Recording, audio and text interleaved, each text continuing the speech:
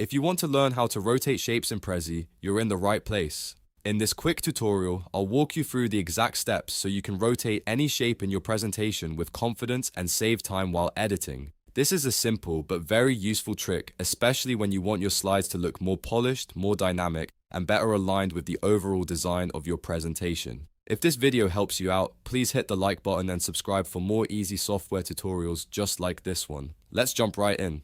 First, go to the presentation you want to edit. Make sure you're inside the correct Prezi file before you start making changes. Once your presentation opens, look for the shape you want to rotate. Click on the shape to select it. When it's selected, you'll see a blue line appear around the border of the shape. That blue outline tells you the object is active and ready to be edited. Now here's the key part.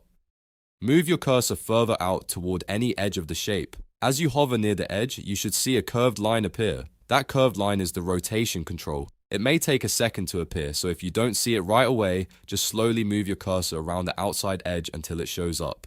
Once the curved line appears, click on it and hold your mouse button down. Then drag to rotate the object to the angle you want. You'll see the shape turn as you move your cursor, so you can easily adjust it until it looks perfect. This gives you full control over the direction and layout of the shape inside your Prezi presentation. If the rotation feels a little off, don't worry. You can keep adjusting it until it matches the style of your slide. This is especially helpful if you're trying to create a more creative layout, emphasize a certain part of your presentation, or simply make the design feel more balanced. And that's it.